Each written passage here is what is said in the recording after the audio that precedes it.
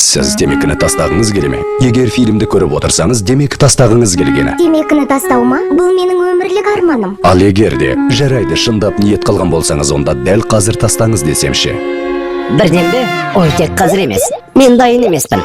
Абыржымаңыз, егер дайын болмасаңыз, сізге асығудың қажеті жоқ. Жақсы. Ал енді мен темекі тартайын. Біз мұны күн сайын көріп жүрміз. Шылым құмарларды қайшылықтар жегідей жей. Менікі. Менің темекім. Сіз темекіні талай рет тастауға тырысып көрген боларсыз. Бірақ тағы да темекіге жармасып, өзіңізді жек көрдіңіз. Қандай әлсіз едім. Бірақ шын мәнісінде тек жігері мықты адам ғана барып тұрған темекі құмар бола алады. Өйткені оған ауруларға, жалғыздыққа, жұрттың наразылықтарына, газет пен телеарналардағы үрейлі ақпараттарға, артық шығындарға және болыңғыр болашаққа көнуге тура келеді. Үрмекшілерді жек көрем. Сіз байқадыңыз ба, егер сізді бір нәрсе мазаласа, ол қырсауыңыздан қалмай. Егер сіз темекі құмарлықпен күресетін болсаңыз, оған қарсылық көрсетіп, шекпейтін болсаңыз, онда Шеккім келеді. сіз басқа ештеңені ойлай алмайсыз. Темекіні тастау себептері салмақты болған сайын, олар көбірей туғызады. Денсаулық сақтау министрлігінің ескертпесі ызамды келтіреді. Қорқыныш, күйзеліс тудырады. Одан құтылу үшін сіз темекі шегесіз. Егер де темекіні тастауға да тарта беруге де болатын болса ғой. Бәлкім темекіні тастауға дайын емес шығарсыз, бірақ мұны қалауға мәжбүрсіз. Сізге туыстарыңыз, сүйіктіңіз немесе әріптестеріңіз қысым көрсетеді. Бірақ тіпті олай болса да, фильмді аяғына дейін көріңіз. Менің сізге жақсы жаңалықтарым бар. Егер сізде аздаған жігер болса, онда темекіні тастауға мүмкіндігіңіз мол. Дәл солай, кейбіреулер темекіге деген құмарлығымен жылдар бойы күресіп келеді. Бұл адамдар ерікті ме? Қайдам? Олардың бәрібір шеккісі келеді. Оларға бір нәрсе жетпей тұрғандай көрінеді. Қазір бір темекі болса ғой. Кім ол? Темекі шекпейтін адам ба? Әлде темекі шекпейтін темекі құмар ма? Темекі шекпейтін адамның темекі шеккісі келмейді. Ерікті болу демек темекіні қажет етпеу. Әрбір шылым құмар кезінде ерікті болған, тұрақсыз тартқан және бұл әуестікті жеңіл басқаратындай боп көрінген. Қарашы, ол тоқтаусыз шегіп жатыр. Қандай жиіркенішті. Ешқашан мұндай күйге түспеспін. Кенеттен кеш болып қалғанша алаңдамадыңыз. Сөйтіп, сіз тәуелді боп қалдыңыз. Сонымен шын мәнісінде кім кімді басқарар екен?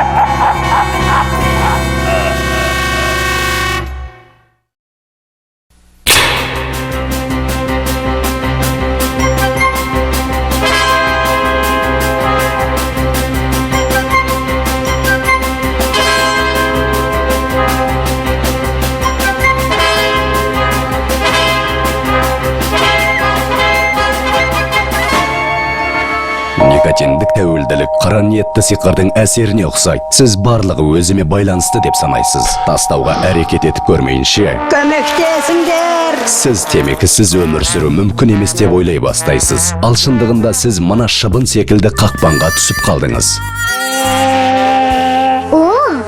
Сәлем. Балшырын сондай дәмді көрінеді.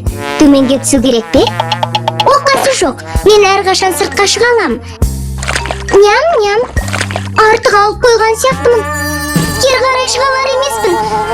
Көмектесіңдер! Шылым құмарлар осы тектес кезеңнен өтіп, сөйтіп барлық билікті темекіге береді. Бұдан былай білгейсіз, сіз нашақорсыз. Әлде сіз өзіңізді олай санамайсыз ба? Темекінің тұқылын шеккен кезіңіз болды ма? Басқа біреудің темекісін ұрлаған кезіңіз болды ма? Егер сатылымда сүйікті маркаңыз болмаса, темекіден бас тартқан кезіңіз болды ма? Жарайды, олай болса маған ана тұрған боқтың қорабын беріңізші. Шегілген шылымның санын жасырған кезіңіз болды ма?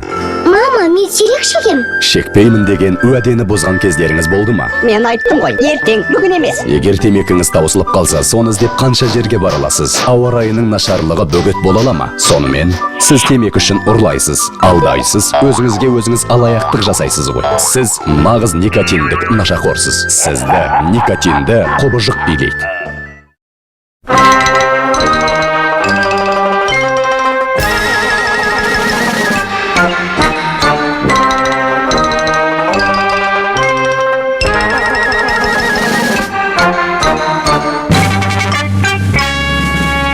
Никотиндік құбыжық сіздің досыңыз болған сейт. Сізге көмектескен болады. Онсыз мүмкін емес сияқты болып көрінеді. Никотиндік құбыжық сіздің өміріңізге толығымен иелік етеді. Және сіздің көңіл күйіңізді бақылайды. Бұл темекі шекпейтін адамның көңіл күйінің әдеттегі деңгейі. Кейін алғашқы шылымнан кейін никотиндік құбыжық пайда болады. Ол сізді өзінің аштығына бағындыруға мәжбүрлейді. Көңіл күй деңгейі төмендейді, шарасыздық пен сенімсіздік сезімі пайда болады. Бұл никотиндік аштықтың әсері. Сіз оған қорек бересіз, сөйтіп жеңілденіп қаласыз. Құбыжық қайта ашыққанша. Осылайша қайта. Бірақ құбыжыққа қанша қорек бергеніңізбен, темекі тартқанға дейінгі жақсы көңіл күйіңіздің деңгейіне ешқашанда қайта шыға алмайсыз. Сіз әлі де темекі тарту мені рахатқа бөлейді деп ойлайсыз ба?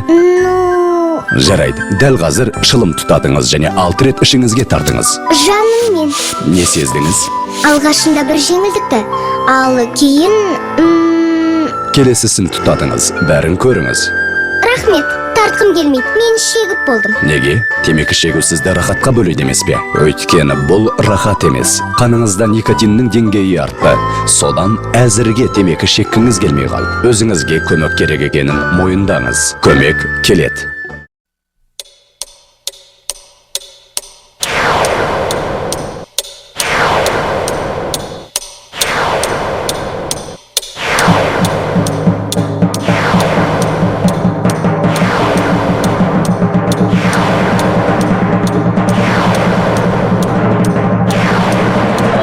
Келіңіз, құбыжыққа зер салып қарайық. Мінекей, енді оның елес екендігін көреміз. Сіз қазыны ұнатасыз делік. Бірақ қазы алып жүрмегеніңіз үшін өзіңізді бақытсыз сезінбейсіз ғой.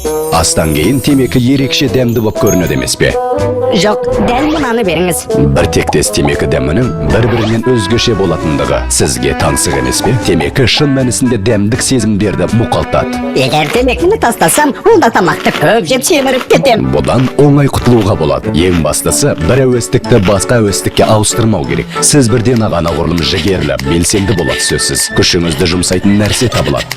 Мүмкін шегерміз. Мүмкін мен тәуелділікке бейім шығармын. Әлде сен алдап соқты ма? Еске түсіріңізші, алғашқы темекі сізді тәуелді еткен жоқ. Сіз әбден әдеттенгенше темекіні бас салып шеге бердіңіз. Сондай-ақ тәуелділік бұл адамның емес, есірткінің қасиеті. Темекіме тамаққа бірдей құштармын. Ал мұнда елеулі айырмашылық бар. Ас қарын тойғызады, ал темекі ашықтырады. Никотиндік аштықты тойғызу мүмкін емес. Мен қолыма әйтеуір тауып беруім керек, аузыма да. Онда темекі тұтатып, оны ішке тартудың қажеті не? Шылым құмарлар шекпейтіндерге қарағанда қызық. Олай болса, желім ескейтіндер анағұрлым қызық адамды. Мүмкін мен өзіме өзім қол жұмсауға бейім шығармын. Олай болса, саған шатырдан секіргеннен оңайы жоқ. Жақсы шарап немесе шоколад секілді темекі де қуаныштарымның бірі.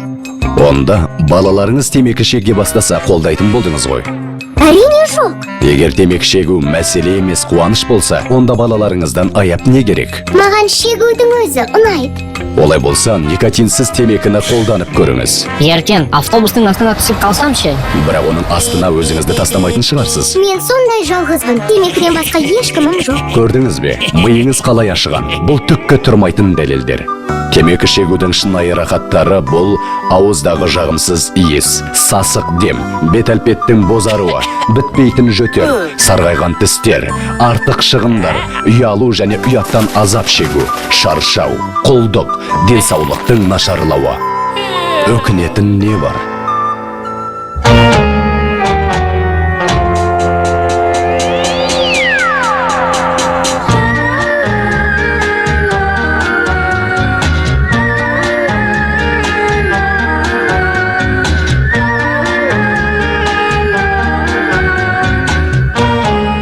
Мамандар тіпті ондаған жылдар темекі шеккен адамның ағзасы осы зиянды әдетті тастаған замат келтірілген залалды жойып, денсаулықты қалпына келтіруге тырысатындығына бек сенімді.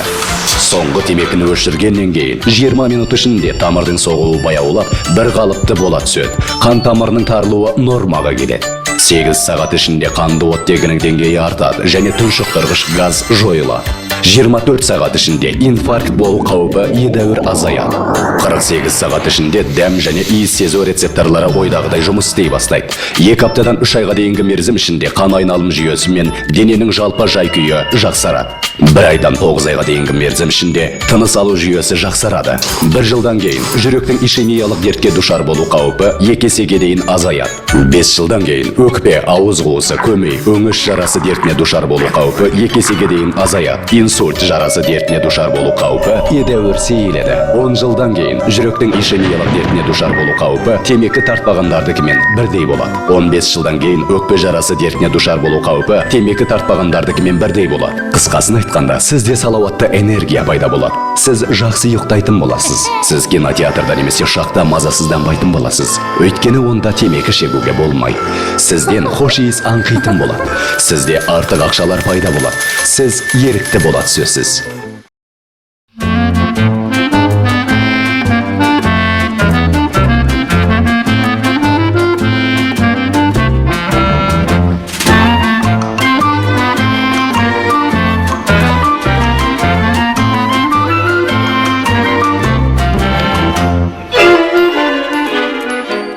Дағдылы түрде темекі шекпеңіз. Қораптан шылым алып жатып, оны тұтатып немесе шегіп жатып, қимылыңыз бен сезімдеріңізді мұқият бақылаңыз. Келесі темекі үшін, мысалы көрші бөлмеге шығу керек болады. Сол үшін темекі салынған қорапты тығып қойыңыз. Сізге темекі беріп жатса, бас тартыңыз.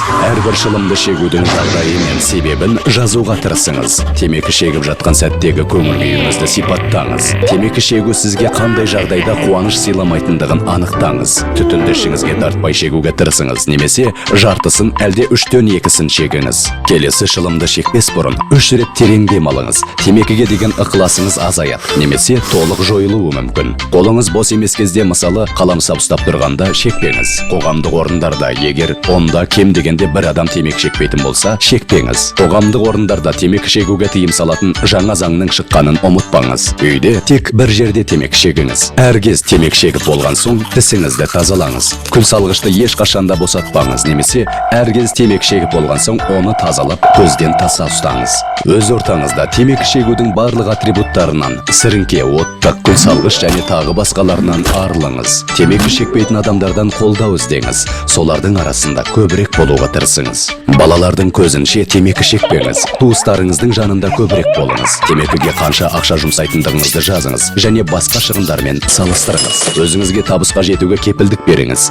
Өзіңізді іштей темекіні тастауға дайындаңыз. Сүйікті темекі қорабынсыз қандай қиын деген секілді қараң ойлардан арылуға тырысыңыз. Темекіні қандай себептермен тастағыңыз келеді, соны жазыңыз. Күн сайын кешке ұйықтар алдында сол себептердің бірін 10 рет қайталаңыз.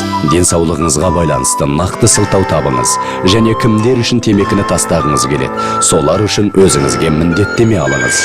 Туыстарыңызды ойлаңыз. Темекіні тастағаныңыз оларға қамқорлық білдіргеніңіз.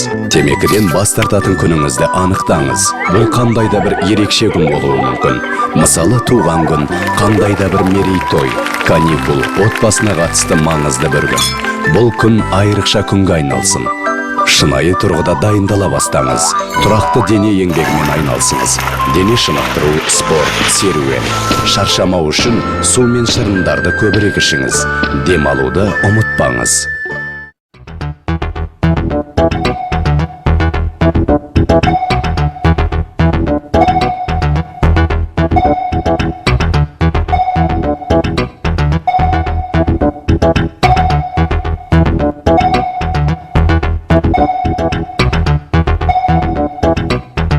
Өзіңіздің темекіден алғашқы азат күніңізді белгілеңіз. Нөлдік күн. Өзіңізге формула, уәде дайындаңыз. Мысалы, нөлдік күні мен темекі шегуді доғарам. Бұл формула 2-3 сөйлемнен тұруы керек. Онда темекіден бас тартудың негізгі себептері жазылуы тиіс. Астына қолыңызды қойып, есте сақтаңыз. Бұл күні темекі тартпайым деп біреумен бәстесіңіз. Өз отбасыңызды, таныстарыңызды көмекке шақырыңыз. Оларға не істеу керектігін түсіндіріңіз. Кейін өзіңізді қамқорлыққа алыңыз. Тыныс алу гимнастикасын және бірқатар босаңсытатын жаттығуларды меңгеріңіз. Дене шынықтырумен немесе спортпен айналыса бастаңыз. Тамақтану тәртібін сақтаңыз. Жаңа иіс су, әтір, душқа арналған хош иісті гель, жақсы тіс пастасын сатып алыңыз. Саусақты және тісті темекінің қатпарларынан тазалаңыз. Моральдық тұрғыда қолдайтын достар іздеңіз. Сіз табысқа жетуге дайынсыз ба? Алдымен кішкентай рәсім керек. Сіз соңғы темекіңізді шегіп болып, оны зор қуанышпен өшіріңіз. Мінекей, барлығы бітті. Кішкентай қобыжық сізді тағы да алдауға тырысады. Мені тастап кетпе, менсіз қайда барасың? Сенің алдыңда жазығым не? Есіңізде болсын, бар жоғы бір шылым деген болмайды. Темекіні тартқан мезет никотиндік аштық қайта басталады. Кейінге қалдырмаңыз, дәл қазір бастаңыз. Темекіні өшірген сәттен бастап, сіз темекіні ауызға алмайтын адамсыз. Құттықтаймыз сізді.